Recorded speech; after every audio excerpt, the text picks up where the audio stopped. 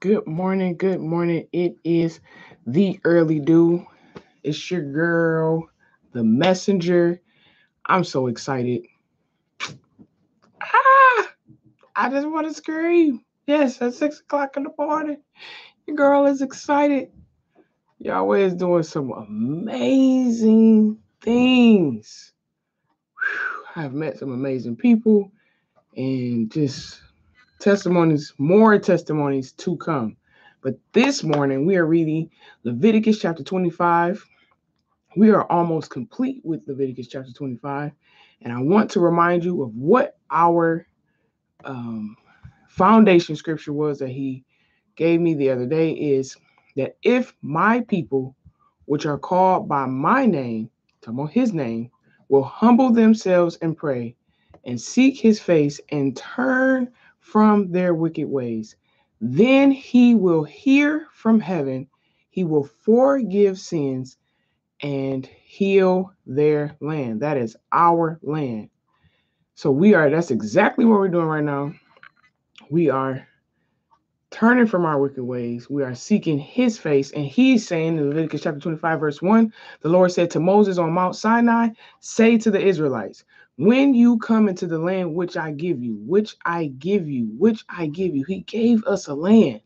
Then shall you keep a Sabbath to the Lord. Wow. He said, we're going to keep a Sabbath to the Lord. Verse 3, for 6 years you shall sow your field, and for 6 years you shall prune your vineyard and gather in its fruits. But the seventh year, you shall, there shall be a Sabbath, a solemn rest for the land, a Sabbath to the Lord. You shall neither sow your field nor prune your vineyard. What grows of itself in your harvest you shall not reap, and the grapes on your uncultivated vine you shall not gather, for it is a year of rest to the land. And the Sabbath rest of the untilled land shall the untilled land shall in its increase furnish food for your male and your female slaves, your hired servant, and your temporary resident who lives with you, for your domestic animals also, and for the wild beasts in your land, all its yield shall be for food. And you shall number 7 Sabbaths or 7 weeks of years for you, 7 times 7 years, so that the total time of the 7 weeks of the years shall be 49. So that's 49 years. Verse 9, then you shall sound abroad the loud trumpet or shofar is what we call it now, on the 10th day of the seventh month of the parentheses says almost October, on the day of atonement, blow the trumpet in your land, and you shall hallow the 15th year and proclaim liberty throughout all the land to all its inhabitants. It shall be a jubilee for you, and each of you shall return to his ancestral possession, which through poverty he was compelled to sell, and each of you shall return to his family from whom was separated by bond or service. So if he had to sell his property or possession for because he came into poverty or he was given a service, return it to your brother. That 15th year should be a jubilee for you. In it you shall, where Leviticus chapter 24 says, I'm sorry, 25. I'm reading what you put. Chapter 25, verse 11. That 15th year shall be a jubilee for you. In it you shall not sow or reap and store what grows of itself, or gather the grapes of the uncultivated vines. For it is a jubilee. It shall be holy to you. You shall eat the sufficient increase of it out of the field. So you're not making money is what's happening right now. You just go out and you get what you need to eat for you and your family. Verse 13, in the year of Jubilee, each of you shall return to his ancestral property. And if you sell anything to your neighbor or buy anything to your neighbor, you shall not wrong one another. According to the number of years after the Jubilee, you shall buy from your neighbor, and he shall sell to you according to the number of years remaining in which you may gather the crops, before you must restore the property to him. Verse 16, If it is years, if the years to the next Jubilee are many, you may increase the price. And if the years remaining are few, it says you shall diminish the price or make it lower. For the number of the crops, is what he is selling you. So he's not going to have a lot of time to make crops to be able to sell you. You shall not oppress and wrong one another, but you shall reverently fear your God, for I am the Lord your God. Therefore, you shall do and give effect to my statutes and keep my ordinance and perform them, and you will dwell in the land in safety. I'm going to read that one again. Verse 18, therefore you shall do and give effect to my statutes and keep my ordinances and perform them, and you will dwell in the land in safety. The land shall yield its fruit.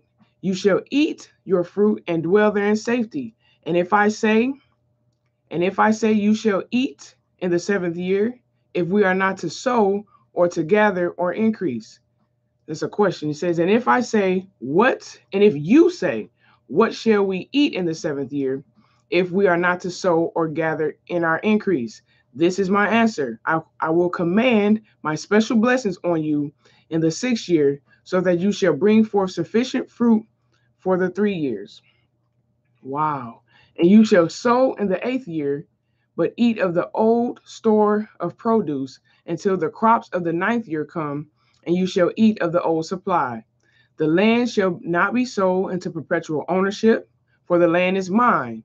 You are only strangers and temporary residents with me. And in all the country you possess, you shall grant a redemption for the land in the year of Jubilee. If your brother has become poor and has sold his property, if any of his kin comes to redeem it, he shall be allowed to redeem what his brother has sold. And if the man has no one to redeem his property, and he himself has become more prosperous and has enough to redeem it, then let him count the years since he sold it and restore the overpayment to the man to whom he sold it and return it to his ancestral possession. Reap and sowing, that's right, sis. Verse 28, but if he is unable to redeem it, it shall remain in the buyer's possession until the year of Jubilee, when it shall be set free and he may return it. The year of Jubilee is amazing. Verse 29, if a man sells a dwelling house in a fortified city, he may redeem it within a whole year after it is sold. For a full year, he may have the right of redemption. And if it is not redeemed within a full year, then the house that is in a fortified city shall be made sure permanently and without limitations for him who bought it throughout his generations. It shall not go free in the year of Jubilee. But the houses of the unwalled villages shall be counted with the fields of the country. They may be redeemed, and they shall go free in the year of Jubilee. Nevertheless, the cities of the Levites, the houses in their cities and their possessions, the Levites may redeem at any time. But if a house is not redeemed by a Levite, the sold house in the city they possess shall go free in the year of Jubilee, for the houses of the Levite cities are their ancestral possession among the Israelites. But the field of the enclosed or pastured lands of their cities may not be sold. It is a perpetual possession. And if your Israelite brother has become poor, and his hand wavers from poverty or sickness or age, and he is unable to support himself, then you shall uphold, strengthen, and relieve him, treating him with the courtesy and consideration that you would a stranger or a temporary resident with you that is without poverty, so that he may live along with you. Charge him no interest or portion of increase, but fear your God, so your brother may continue to live along with you. You shall not give him money at interest or lend him food at a profit. I am the Lord your God, who brought you forth out of the land of Egypt to give you the land of Canaan and to be your God. And if your brother becomes poor beside you and sells himself to you, you shall not compel him to serve as a bondman, a slave not eligible for redemption, but as a hired servant, and as a temporary resident, he shall be with you. He shall serve you to the year of Jubilee. And then he shall depart from you, he and his children with him. He shall go back to his own family and return to his possessions and return to the possession of his fathers. For the Israelite are my servants. I brought them out of the land of Egypt. They shall not be sold as bondmen. You shall not rule over him with harshness, but you shall reverently fear your God.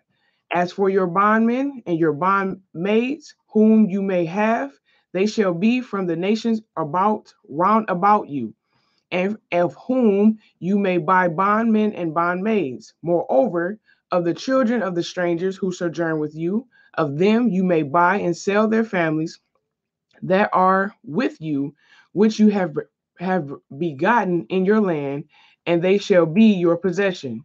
And you shall make them an inheritance for your children after you, to hold after a possession. Of them shall you take your bondmen always.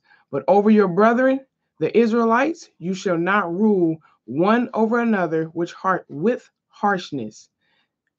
That's verse 46. We're almost done. Verse 47.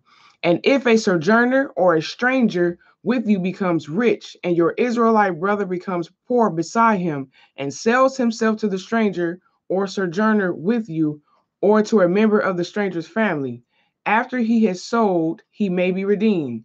One of his brethren may redeem him. Either his uncle or his uncle's son may redeem him, or a near kinsman may redeem him, or if he has enough and is able, he may redeem himself. And the Redeemer shall reckon with the purchaser of the servant from the year when he sold himself to the purchaser to the year of Jubilee. And the price of his release shall be adjusted according to the number of years. The time he was with his owner shall be counted as that of a hired servant. If there remain many years before the year of Jubilee, in proportion to them, he must refund to the purchaser for his release the overpayment for his acquisition. And if little time remains until the year of Jubilee, he shall count it over with him, and he shall refund the proportionate amount for his release. And if his servant and as a servant hired year by year shall he deal with him, he shall not rule over him with harshness, severity, or oppression in your sight. You make sure of that, it says in verse 53.